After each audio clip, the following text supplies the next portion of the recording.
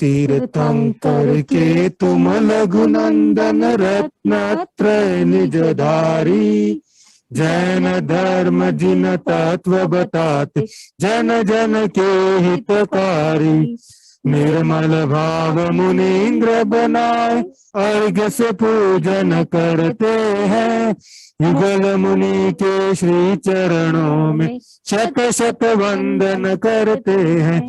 ओम ह्रीं श्रीं युगल मुनीन्द्रेभ्यो जलादि अर्घ्यं निरपामिति स्वाहा।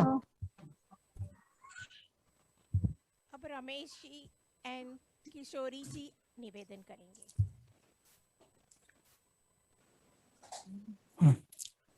परम पूज्य धर्म दिवाकर आर्समार्क प्रभावक युगल मुनि महाराज के चरणों में नमोस्तु नमोस्तु नमोस्तु। जिनेन्द्र भक्ति संसार में एक अमोघ शक्ति अचूक शक्ति मानी गई है, जो कि दुर्गति के निवारण में समर्थ है, पुण्य का बंध करने वाली है एवं मुक्ति लक्ष्मी को प्राप्त कराने वाली है। अनादिकालीन संसार दुखों से संतप्त जीव सुख चाहता है, पर सुख की प्राप्ति के उपायों को नहीं करता हुआ पांच पापों के परपंच में फंसा हो दुख सुखनला को मजबूत करता है।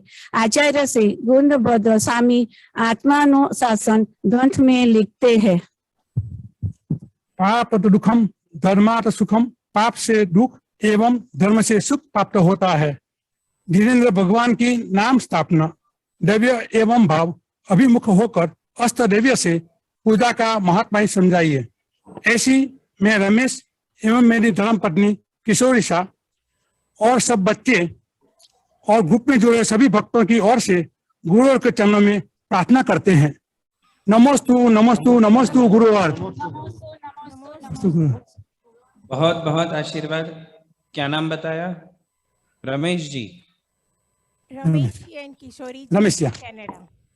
जी जी जी जी, खूब आशीर्वाद है सभी के लिए। आज का प्रवचन प्रारंभ करते हैं। बैठिए सभी।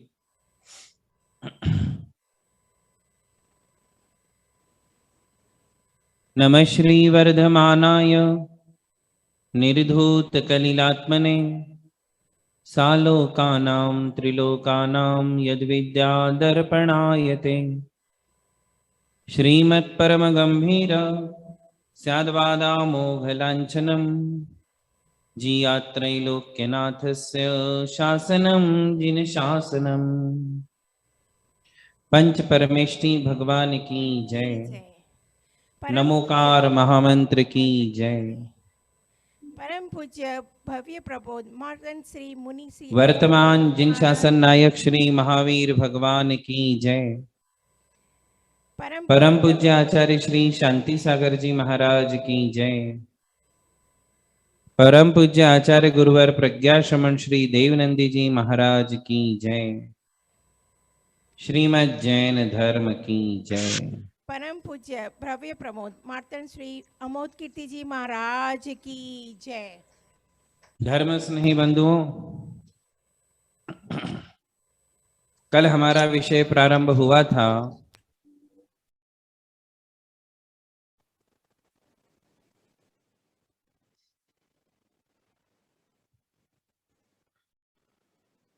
कि हम भगवान की पूजा में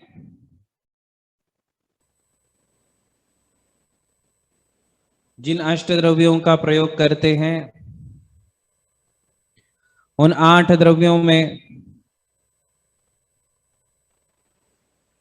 जल, चंदन, अक्षत पुष्प, नैवेद्य, दीप, धूप और फल, इन 8 द्रव्यों का चयन आचार्यों ने किया है। बंधुओं, इस प्रसंग में मैं आपसे कहना चाहूंगा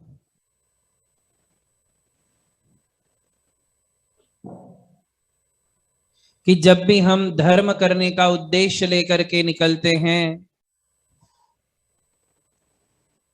जिनेंद्र भगवान की पूजा आराधना ही जहां हमारे मन का उद्देश्य होता है,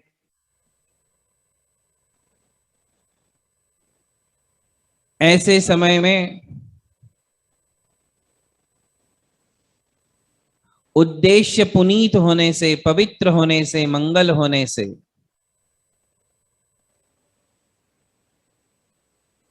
वहां किसी भी प्रकार से हमारे लिए पाप कर्म का बंध नहीं होता है। षटखंडागम की टीका धवला, इसका नाम आपने सुना होगा। उसमें आचार्य श्री जिनसे वीरसेन महाराज कहते हैं, जहां उद्देश्यो तहां निर्देशो।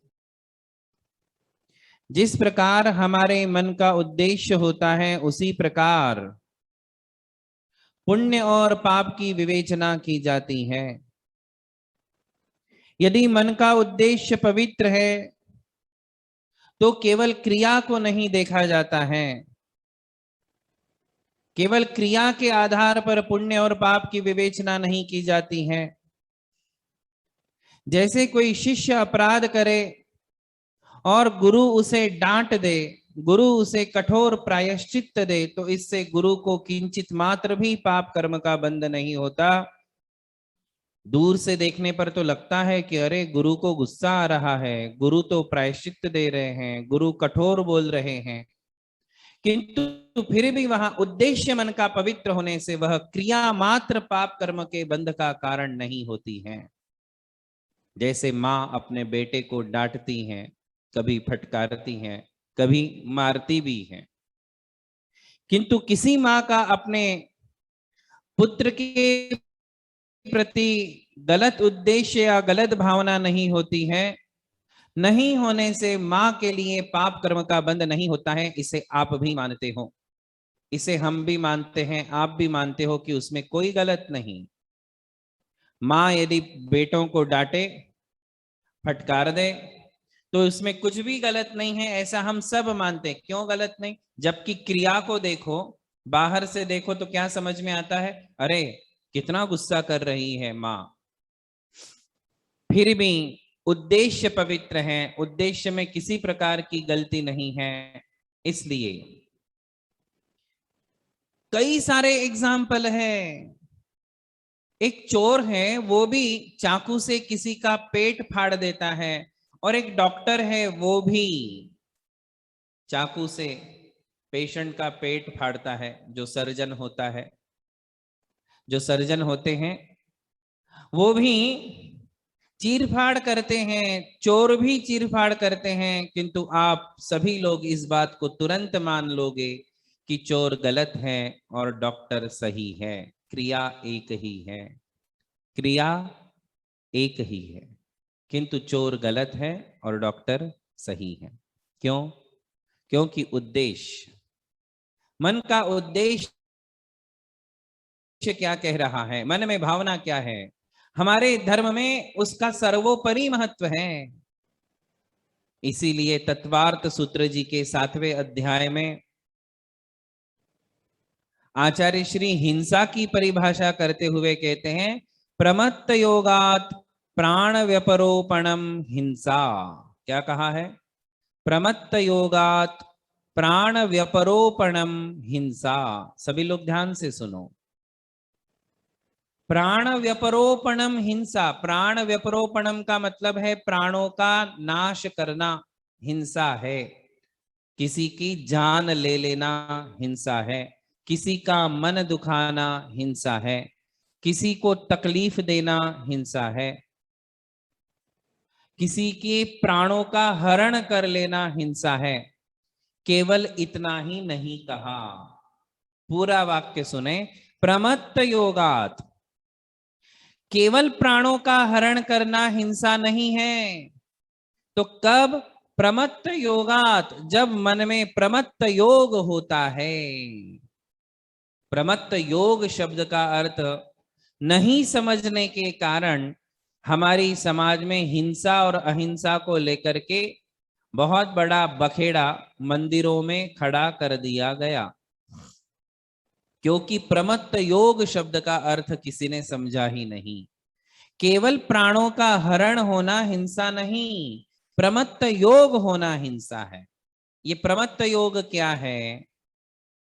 तो इसको मुनियों के लिए जब कहते हैं तो कहते हैं जब मुनि महाराज चलते हैं, एग्जाम्पल दे रहा हूं, मुनि महाराज जब चलते हैं, चलते समय यदि उनके पांवों के नीचे कोई कीड़ा आ गया, मुनि महाराज तो देखभाल के चल रहे थे, देख के चल रहे थे, इरिया समिति से चल रहे थे, उनके मन में भावना भी नहीं थी, प्राणों की रक्षा करने की भावना थी कि जीव की रक्षा होवे, किंतु एक पांव उठाया और रखने के पहले ही नीचे एक कीड़ा आ गया, वो मर गया।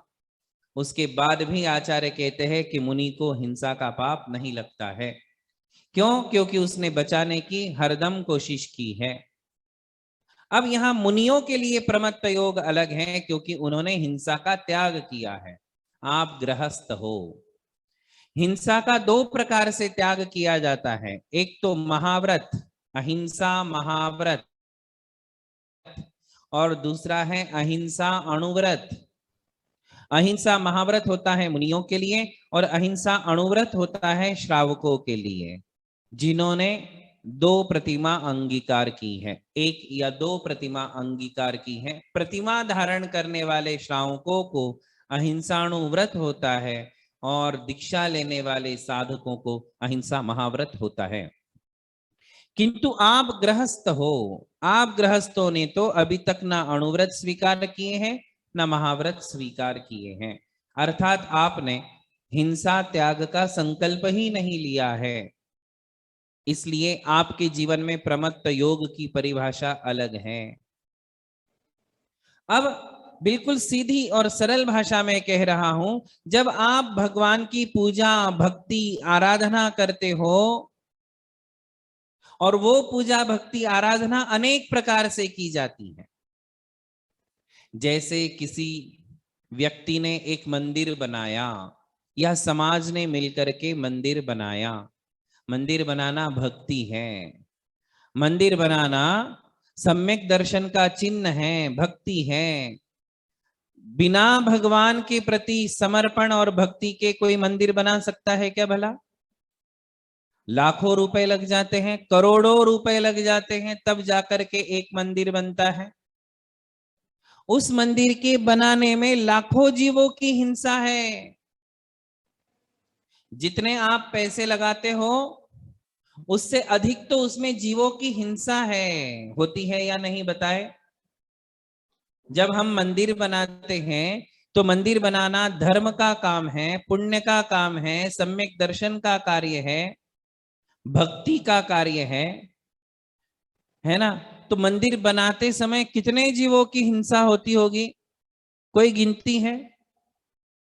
पृथ्वी कायिक, जल कायिक, अग्नि कायिक, वायु कायिक, वनस्पति कायिक, त्रस कायिक, लाखों त्रस जीव मर जाते हैं। लाखों तो बहुत कम शब्द हैं, काउंटलेस जीवों की हिंसा होने के बाद ही एक मंदिर खड़ा होता है। धरती खोदी जाती है, पेड़ काटे जाते हैं, घास निकाली जाती है, पूरे अनछने पानी का उपयोग होता है। अग्निकायिक जीवों की हिंसा होती है, लाखों चींटियां कीड़े उसमें मर जाते हैं, पत्थरों के आदि रखने उठाने में। सब कुछ होने के बाद भी हम मंदिर बनाते हैं। इसी को यहां हमें परिभाषा में समझना है कि प्रमत्त योगात प्राण व्यपरोपणम हिंसा। वहां आपके मन में केवल भक्ति है, मंदिर बनाते समय हमारे मन में केवल भक्ति है।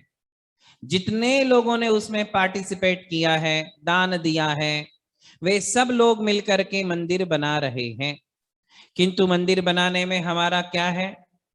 कोई विषय भोगों के लिए मंदिर बना रहे हैं, मौज मस्ती के लिए मंदिर बना रहे हैं, मनोरंजन के लिए मंदिर बना रहे हैं। और हम जिनका मंदिर बना रहे हैं वो अरिहंत भगवान है, तीर्थंकर भगवान है, तो हम तो कोई मिथ्या आयतन भी नहीं बना रहे हैं। मंदिर बनाने में ना मिथ्यात्व है, ना मंदिर बनाने में हिंसा है। हिंसा होने के बाद भी वह हिंसा नहीं है, ये बात मैं आपको समझाना चाह रहा हूं। और इसी को हमारे आचार्यों ने कहा है कि केवल जीवों की हिंसा हिंसा नहीं है, केवल जीवों के प्राणों का हरण हो जाना, जीवों का मर जाना आपके किसी कार्य से, वो केवल इतना ही हिंसा नहीं है, वहां प्रमत्त योग यदि है तो हिंसा है। वह प्रमत्त योग है मिथ्यात्व। गृहस्थों के लिए प्रमत्त योग क्या है? मिथ्यात्व। वो आपका प्रमत्त योग है। यदि आपने मिथ्यात्व का काम किया, मिथ्यात्व का मन में उद्देश्य रख करके मंदिर बनाया है, तो फिर वो आपके लिए प्रमत्त योग है। हिंसा का तो आपको त्याग ही नहीं है, और हिंसा का त्याग भी कर लो तो भी मंदिर बनाने में पाप नहीं। क्यों? क्योंकि वहां हमारे मन में भक्ति है। क्या है? हम मंदिर बना रहे हैं पूजा करने के लिए, अभिषेक करने के लिए, आराधना करने के लिए, वहां अनेक प्रकार की अनुष्ठान करने के लिए हमने मंदिर बनाया है। हम मंदिर बनाते हैं केवल पुण्य संचय करने के लिए। हम मंदिर बनाते हैं केवल सम्यक दर्शन को पवित्र करने के लिए, सम्यक दर्शन को विशुद्ध करने के लिए। केवल भक्ति मात्र वहां कारण है। जैसे मानतुंगाचार्य जी ने कहा ना कि मेरे में आपके स्तुति करने की शक्ति नहीं है, किंतु फिर भी कर्तुम स्तमम विगत शक्तिरपि प्रवृत्त, मैं आपकी स्तुति करने के लिए प्रवृत्त हुआ हूं। वहां केवल भक्ति ही कारण है, भक्ति है इसलिए स्तुति कर रहा हूं। इसी प्रकार आप जो मंदिर बना रहे हैं वहां भी यही वाक्य बनेगा कि भक्ति है इसलिए मंदिर बनाया जा रहा है। अब वहां हिंसा है भी तो भी वो हिंसा नहीं है। उसको हम ऐसा नहीं कहेंगे कि हिंसा है, बहुत हिंसा है, किंतु भक्ति के कारण उसकी मात्रा कम हो जाएगी। नो, वो हिंसा का कार्य ही नहीं माना जाएगा। मंदिर बनाना हिंसा का कार्य नहीं माना जाएगा, भक्ति का कार्य माना जाएगा। धर्म स्नेही बंधुओं, हिंसा की यह परिभाषा समझना अत्यंत आवश्यक है। हिंसा की यह परिभाषा नहीं समझने के कारण आप देखिए कितने सारे कंफ्यूजन हमारी समाज में है। एक तरफ मंदिर बनाते हैं, पूरा मंदिर खड़ा कर देते हैं, लाखों जीवों की हिंसा हो जाती है, फिर भी मंदिर बनाते हैं, वहां तो हिंसा नजर नहीं आती। कोई नहीं बोलता है कि मंदिर नहीं बनाएंगे, मंदिर बनाने में हिंसा होती है, कोई नहीं बोलेगा। किंतु जब फूल चढ़ाने की बात आती है, भगवान को फूल चढ़ाने की बात आती है, तब आपके लिए ये सिखा दिया गया, जबकि हमारी समाज में ये बात थी ही नहीं। आज से 400 साल पीछे चले जाओ तो 400 साल पहले ये कीड़ा किसी के दिमाग में था ही नहीं कि मंदिर बनाने से हिंसा हो जाएगी, फूल चढ़ाने से हिंसा हो जाएगी, नैवेद्य चढ़ाने से हिंसा हो जाएगी, फल चढ़ाने से हिंसा हो जाएगी, पंचामृत अभिषेक करने से हिंसा हो जाएगी। इस प्रकार का कीड़ा हमारी समाज में था ही नहीं। आज से लगभग 350 से 400 साल पहले पंडित लोगों ने आकर के ये ऐसे ऐसे ग्रंथ लिखे और उसमें हिंसा हिंसा हिंसा हिंसा ऐसा करके लोगों से सारे काम छुड़वाए गए, लोगों के दिमाग में भ्रम डाल दिया गया। इसमें अहम भूमिका जिन पंडितों की थी वे सब थे बनारसी दास जी, टोडरमल जी इत्यादि, सदा सुखदास जी। ये सब पंडितों की गढ़ाई हुई परंपरा है जिसमें हिंसा और हिंसा का वातावरण दिमाग में घोल दिया गया। वरना आप ही बताइए, क्या आपके पास इस प्रश्न का उत्तर है? यदि फूल चढ़ाने में हिंसा है तो क्या मंदिर बनाने में हिंसा नहीं है? है ना हिंसा? बिल्कुल हिंसा है, फिर भी हम उसे हिंसा नहीं मानते। इसी प्रकार सम्मेद शिखर जी की यात्रा करनी है, मुनि महाराज कैसे जाते हैं? पैदल जाते हैं, दिन में चलते हैं, पैदल जाते हैं, सम्मेद शिखर पहुंचते हैं। आप कैसे जाते हो? आप गाड़ियों से जाते हो, 1 रात में, 2 रात में, 3 रात में पहुंच जाते हो। यूएस से निकलते हो और 8 दिन में शिखर जी की यात्रा करके वापस यूएस पहुंच जाते हो, है ना? कैसे संभव हुआ? वाहन प्रयोग किया। वाहन प्रयोग में हिंसा है कि नहीं? बिल्कुल हिंसा है। फिर भी हम उसे हिंसा नहीं मानते हैं। क्यों नहीं मानते? क्योंकि वो भक्ति के लिए किया गया कार्य है।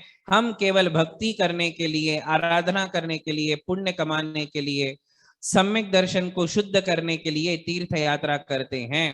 आप सभी तीर्थों की यात्रा वाहनों से ही करते हो, फिर भी वहां हिंसा है ऐसा नहीं कहा जाता। और बेसंकोच होकर के, निसंकोच होकर के आप अच्छे से तीर्थ यात्रा करते हो। यदि हिंसा के नाम पर आगे बढ़ोगे तो आपको तीर्थ यात्रा छोड़ना पड़ेगा। हिंसा के नाम पर यदि धर्म चाहोगे तो आपको मंदिर बनाना छोड़ना पड़ेगा। अब आप ही सोचिए कि मुनि महाराज के लिए आप आहार देते हो, मुनि महाराज अपने हाथों से रसोई बनाते हैं क्या? है? नहीं बनाते। क्यों? क्योंकि उनका षटकाय जीवों की हिंसा का त्याग है। अब मुनि महाराज को आहार दान देने के लिए आपको क्या करना पड़ेगा? भोजन पकाना पड़ेगा। बिना भोजन पकाए मुनि महाराज का आहार कैसे होगा? आचार्य कहते हैं कि रसोई घर भी हिंसा का आयतन है। समझो इस बात को। गृहस्थों के घरों में जो रसोई घर है, किचन है, उसे कभी ये नहीं कहना कि ये अहिंसा वाला किचन है हमारा। वो अहिंसात्मक किचन हो ही नहीं सकता, क्योंकि वहां षट जीव निकाय की हिंसा होती है। क्या होती है? षट जीव निकाय की हिंसा। पानी छानने में, पानी भरने में, अग्नि जलाने में, वायु चलाने में, इसी प्रकार उन सारे बर्तन आदि को उठाने रखने में षट जीव निकाय की हिंसा किए बिना आहार दान बनेगा ही नहीं। रसोई घर हिंसा का आयतन है, हिंसा का घर है, वहां षट जीव निकाय की हिंसा होती है। तभी तो मुनियों को रसोई बनाने का त्याग कराया गया कि तुम अपने हाथों से नहीं पकाओगे। वरना मुनि महाराज इतनी आपको टेंशन क्यों देते? भाई हम अपना देख लेंगे, हम अपना पका लेंगे, तुम अच्छे से रहो, हम अपना देख लेंगे। ऐसा करते हैं क्या? नहीं। गृहस्थों के लिए उसे धर्म बताया गया कि आहार देना गृहस्थों का परम धर्म है, हिंसा नहीं बताया। यदि वहां हिंसा होता तो हिंसा तो पाप है। हिंसा को तो पांच पापों में गिना है, जबकि आहार दान को क्या कहा है? परम धर्म है। दानम पूया शीलम उपवासो चौविहो सावय धम्मो। कहते हैं कि दान करना, पूजा करना, शील का पालन करना, उपवास आदि करना, ये श्रावक धर्म है। धर्म कह रहे हैं, इसे पाप नहीं कह रहे। धर्म स्नेही बंधुओं, कभी भी धार्मिक अनुष्ठानों में हिंसा और अहिंसा वाला विकल्प लेकर के नहीं चलना चाहिए। ये भी एक बहुत बड़ा मिथ्यात्व इस युग में चल पड़ा। ये हमारे पूर्वाचार्यों की मान्यता नहीं है। मैं आपको धवलाकार वीरसेन आचार्य के एक दो प्रमाण बताने चाहता हूं।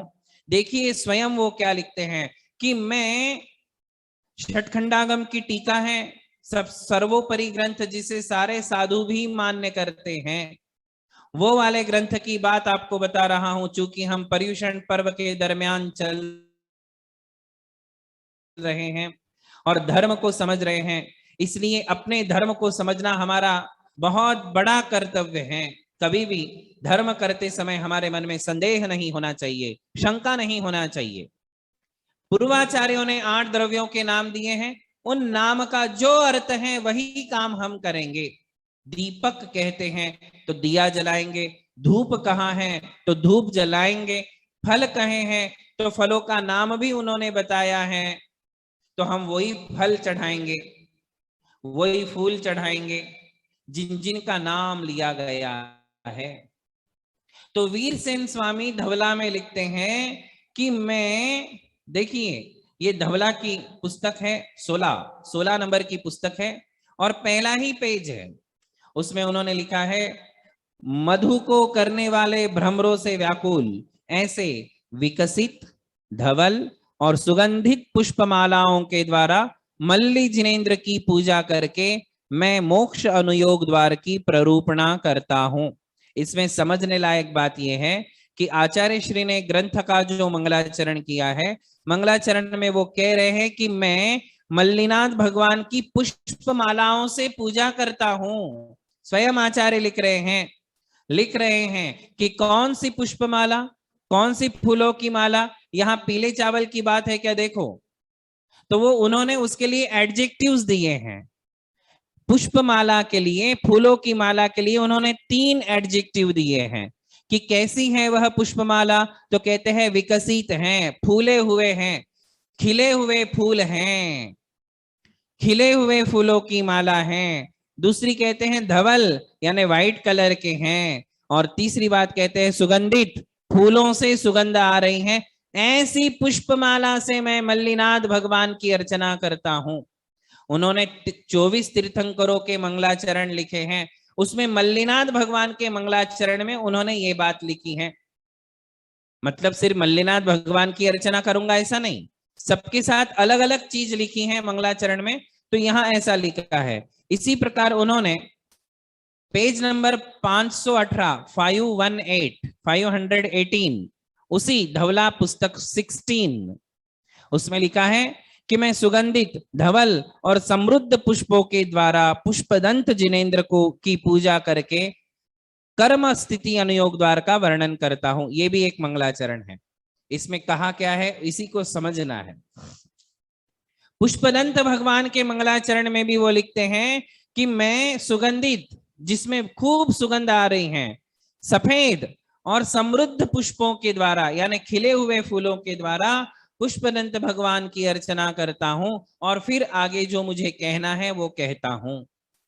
कुल मिलाकर के कहने का तात्पर्य यही है बंधुओं कि जिनेन्द्र भगवान की पूजा में, आराधना में जब भी हम कोई भी अनुष्ठान करते हैं, द्रव्य चढ़ाते हैं, हवन करते हैं, तो वहां हिंसा का नाम लेना ही नहीं, क्योंकि जिनेन्द्र भगवान की भक्ति में शुभोपयोग होता है और शुभोपयोग में हिंसा का कोई स्थान नहीं। जीवों की हिंसा होने के बाद भी वह हिंसा नहीं है, बस यही आपको समझना है। उसे हिंसा की श्रेणी में नहीं गिना जाएगा। ऐसे तो श्वास लेने में भी हिंसा हो जाती है। संसार में जीव भरे पड़े हैं, अनंतानंत जीव हैं। आप एक कदम भी आगे रखोगे तो हिंसा होने वाली है, किंतु आचार्यों ने हिंसा की ये परिभाषा बनाई नहीं, ये परिभाषा सिखाई नहीं कि श्वास लोगे तो हिंसा, चलोगे तो हिंसा, हाथ हिलाओगे तो हिंसा। उन्होंने हिंसा की क्या परिभाषा बनाई? जब तुम्हारे मन में कोई गलत इच्छा पैदा होती है, गलत उद्देश्य होते हैं, गलत काम करने होते हैं, यारू माताडबारदु प्रवचन नडियुत्ता इदे।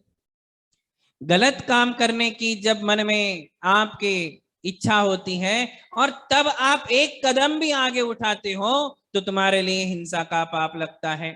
प्रमत्त योग शब्द आया है। इसलिए मैंने कल कहा कि जब हम फूल चढ़ा रहे हैं, ये डबल आवाज आ रही है, जब हम फूल चढ़ा रहे हैं तो हमारे लिए उसमें हिंसा मानना नहीं है।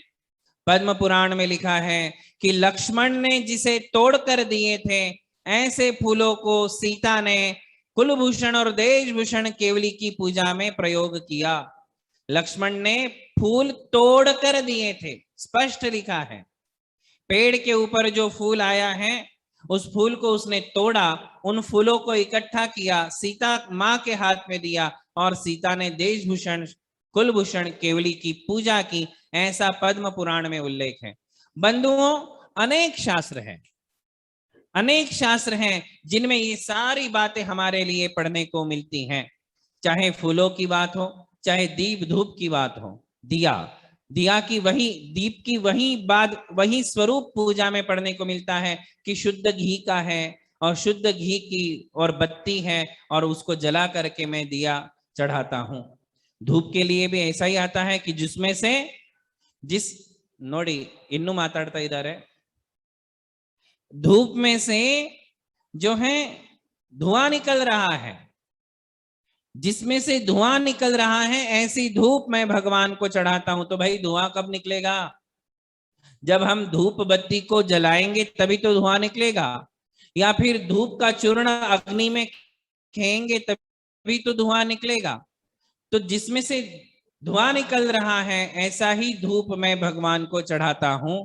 ये बात जो है हमारे लिए शास्त्रों में पढ़ने को मिलती है। धर्म स्नेही बंधुओं, फलों के बारे में भी ऐसी ही बातें शास्त्रों में आई हैं कि मैं पके हुए ताजे ताजे रसीले फल भगवान को चढ़ाता हूं। आप खुद ही बोलते हो सबसे प्राचीन पूजा है, देखिए ध्यानत राय जी की। ये ನಮ್ಮ ಎಷ್ಟು ಸಲ ಹೇಳಬೇಕು, ಎಷ್ಟು ಸಲ ಹೇಳಲಿ, ಪ್ರವಚನ ನಡೆಯುತ್ತಾ ಇದೆ। शुचि पक्व सुरस फल सार सब ऋतु के लायो, देखत दृग मन को प्यार पूजत सुख पायो। क्या कहते हो आप? शुचि पक्व सुरस फल सार, जो शुचि है, पवित्र है, पक्व है, पका हुआ है, सुरस यानी जिसमें रस भरा हुआ है, यही तो आप बोलते हो 24 की पूजा में बोलते हो ना। अब आप बोलते तो एक तरफ ये हो कि शुचि पक्व सुरस फल सार, ऐसे फल जो बिल्कुल ताजे हैं, शुचि हैं, पवित्र हैं, अच्छे हैं। पक्व यानी पके हुए हैं। अब आप जो सूखी बादाम चढ़ाते हो, ना वो पकता है ना उसमें से जूस निकलता है। फलों के नाम पर जो लोग ये कहते हैं कि सूखे हुए फल ही चढ़ाना चाहिए, क्या वो ये पंक्ति पढ़ सकते हैं? शुचि पक्व सुरस फल सार सब ऋतु के लायो। जिस ऋतु में जो फल, जो सीजनेबल फ्रूट है, वो सीजनेबल फ्रूट में चढ़ाता हूं, जिसमें सुगंध है, जिसमें रस निकलता है। इसी प्रकार देवशास्त्र गुरु की पूजा पढ़िए, ये पुरानी पूजाएं हैं, ये सब नहीं चढ़ाया जाए इसलिए विद्वानों ने नई नई पूजा रची, प्राचीन पूजाओं के विरुद्ध में नई नई पूजाएं रची, और आपको सिखाया गया कि फूल तो कल्प वृक्ष के होते हैं, फल तो सूखे होते हैं, हमें तो सूखे फल चढ़ाना चाहिए। बंधुओं, हिंसा और अहिंसा का कॉन्सेप्ट लेकर के विद्वान लोग समाज में आए और आप लोगों को भटका दिया। जबकि एक तरफ क्या बोल रहे हो? लोचन सुरस ना घ्राण उर उत्साह के करतार है, मोपेन उपमा जाय वर्णी सकल फल गुण सार है। देवशास्त्र गुरु की पूजा में आप बोलते हो लोचन सुरसना घ्राण उर उत्साह के करतार है, मतलब लोचन यानी आंखों को जो अच्छे लगते हैं, रसना यानी जीभ को जो अच्छे लगते हैं। कौन से फल मैं भगवान को चढ़ाता हूं?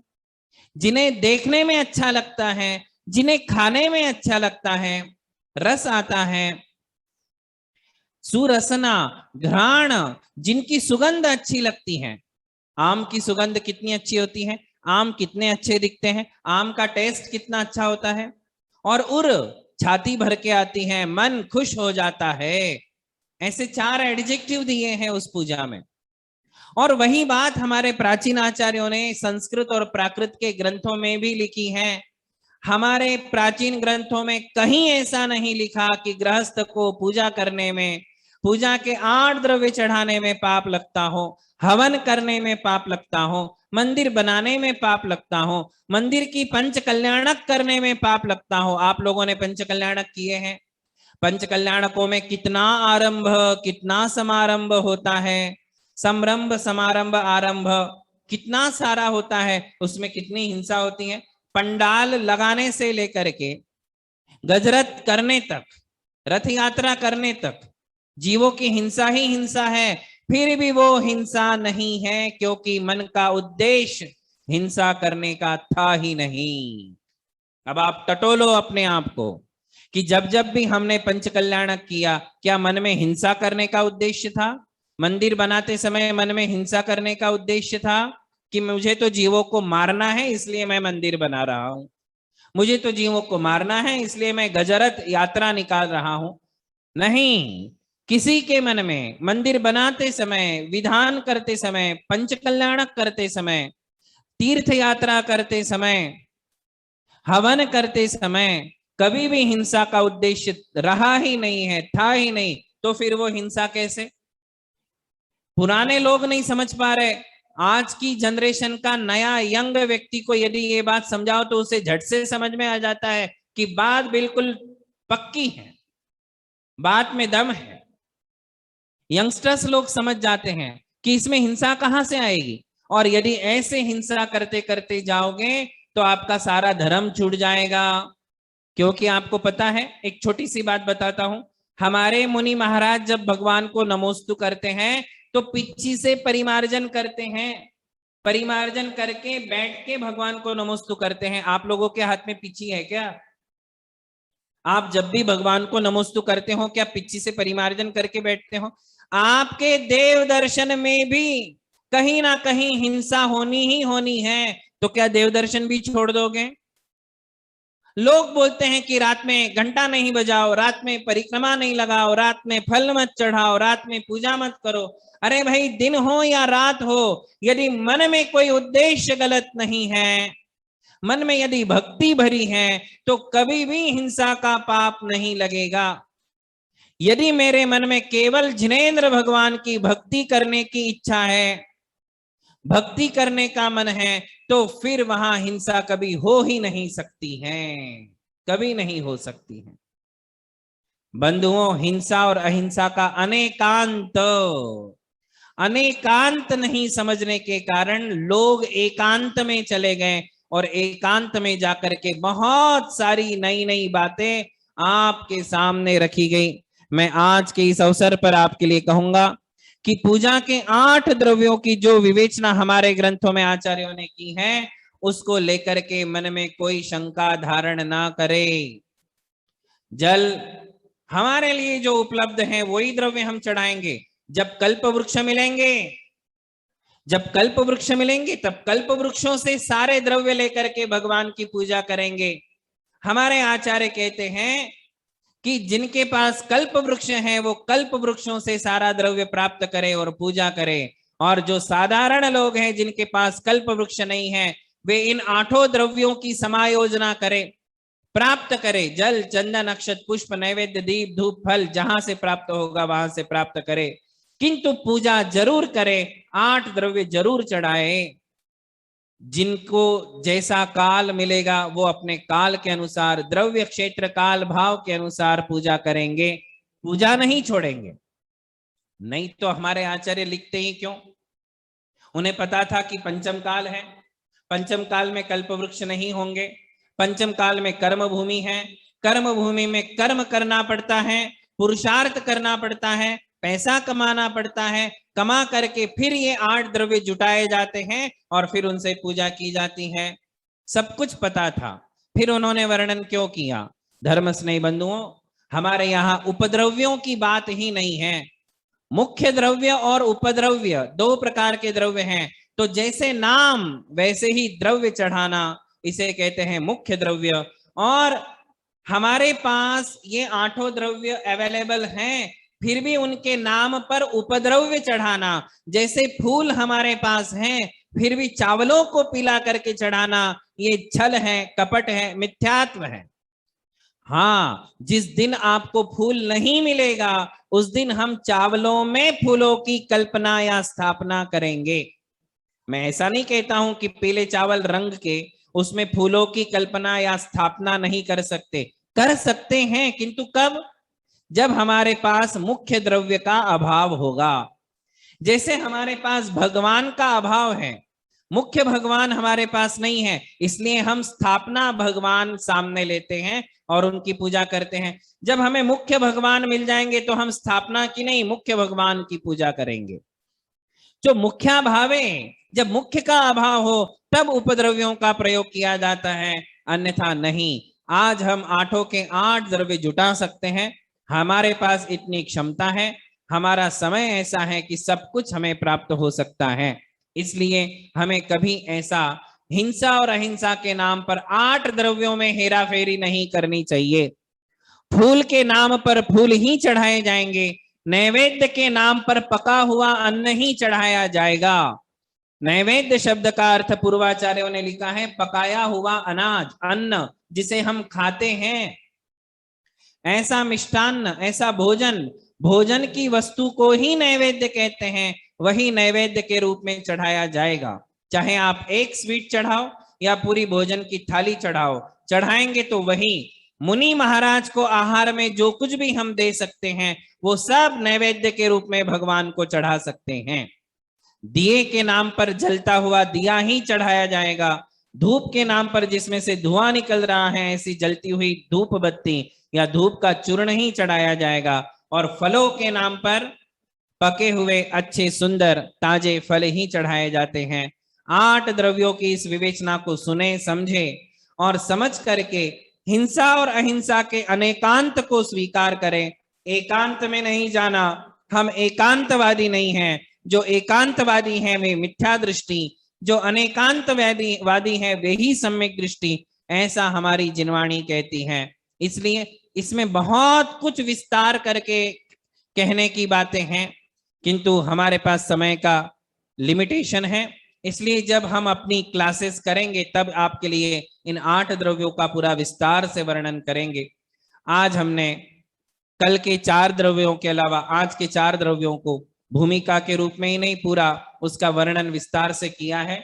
शुभोपयोग में हिंसा नहीं होती है, यह आगे आने वाला विषय था, उसे आज हमने 8 द्रव्यों के साथ जोड़ करके आपके लिए बताया है। आप सभी लोग पूजा की इस विवेचना को सुन करके, समझ करके मिथ्यात्व को तजे, मिथ्यात्व को छोड़े और सम्यक्त्व के मार्ग पर लगे। बोलिए महावीर भगवान की जय। गुरु साक्षात युगल महाराज की अमोद जय। कीर्ति जी महाराज की जय। युगल मुनि राज की जय। नमोस्तु नमोस्तु नमोस्तु गुरुदेव। हाँ, आशीर्वाद है।